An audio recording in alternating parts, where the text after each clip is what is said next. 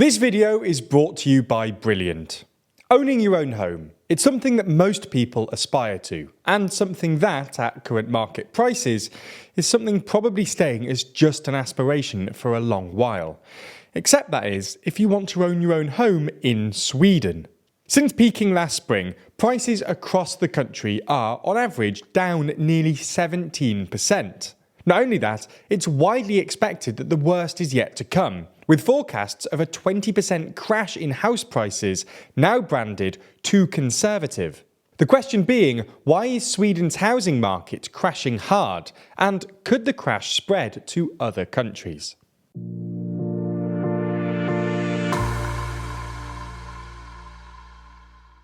At the heart of Sweden's housing market crash is inflation.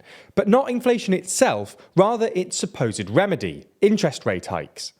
In a bid to get inflation under control, Sweden's central bank has been increasing its base rates, i.e. the key interest rates in the country. Back in 2020, the Riksbank's policy rate held steady at 0%. Since then, it's climbed to 2.5%. The theory goes that these higher interest rates increase the incentive to save and make it more expensive, i.e. less attractive, to borrow. Any existing debts that don't have a fixed interest rate will also see the cost of servicing that debt, repayments, increase. Say, for instance, repayments on your mortgage. Now, in some countries, there is a tendency for mortgages to be fixed for long periods of time, such that any hikes in interest rates today have little to no impact on repayments, unless you're lucky enough to have just seen your fix lapse.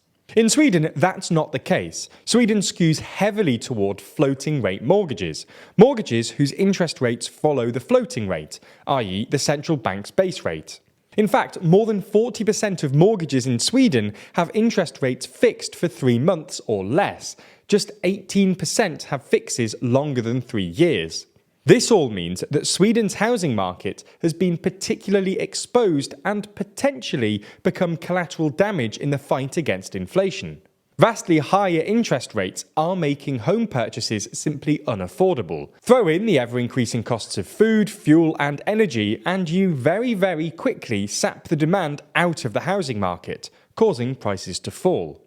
Some of you might, however, be about to comment down below that interest rates have been higher in the past, and we didn't see a housing crash when rates were constantly above the 4% mark, and that's true. Interest rates have been higher and consistently so in the past.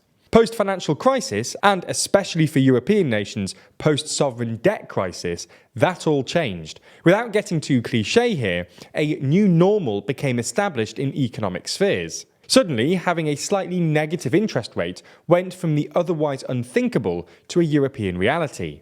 Under that new normal, countries around the world, not just Sweden, became more and more attracted to cheap credit. In fact, Sweden's central bank, the Riksbank, specifically raised this point. Interest rate sensitivity has shown a trend increase over the past 30 years. Households have borrowed increasing amounts for their housing purchases. Our analyses show that the increased indebtedness among households has led to monetary policy now having a greater impact on demand in the economy. When it comes to the question of whether Sweden's housing crash could spread to other countries, it's kind of already happening. Not because Sweden's housing market is at the heart of a contagion physically spilling over into other countries, but rather for the simple fact that central banks globally have been hiking up interest rates. The degree to which that ends up dampening the housing market depends on a whole host of factors, including, as we discussed in Sweden, the proportion of mortgages on short, medium and long-term fixes. House prices in the likes of Australia, New Zealand, Canada, Denmark, Norway and Finland are all also seeing a pretentious fall in house prices, with Sweden seemingly leading the way with a 17% fall from peak. Prices in Sydney, Australia are down 12% from their peak, and prices in Canada down 11.5% from peak. Closer to Europe, economists now predict a 10% or greater fall in UK house prices over the course of 2023. All in all, meaning that while Sweden has been hit particularly hard, it's not alone. But who cares? Cheap houses must be good, right? Well, not actually necessarily. Crucially, whilst a housing market crash might look good for prospective home buyers, scratch beneath the surface and that becomes a fanciful dream. To put it bluntly, a cheap home is of no use to anyone if you can't get the money in the first place to actually buy it. And for everyone else, it most certainly isn't good, due to something known as the wealth effect. For as long as house prices were increasing, homeowners, on paper, kept getting richer and were progressively spending more and more, helping the economy to grow, increasing demand for housing, increasing the value of your home even further, a virtuous cycle.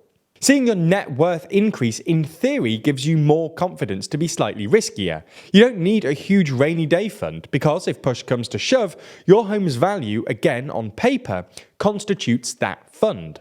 Now, there are two big problems with the wealth effect.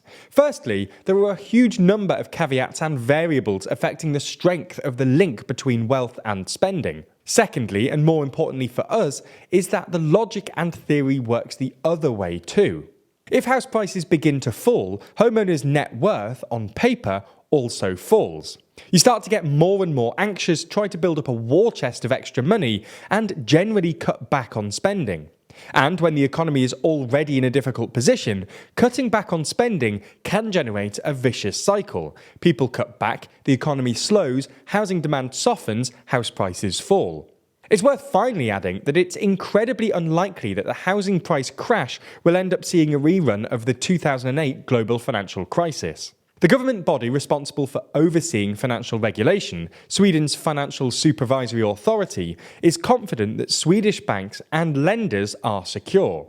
In fact, the latest stress test conducted by the authority showed that even in a reasonable worst-case scenario, where house prices continue to crash for 3 years and unemployment increases significantly, bank losses would be limited to less than 1% of the outstanding stock of mortgages. All in all, while Sweden's housing market crash is far from ideal, it could have been way, way worse.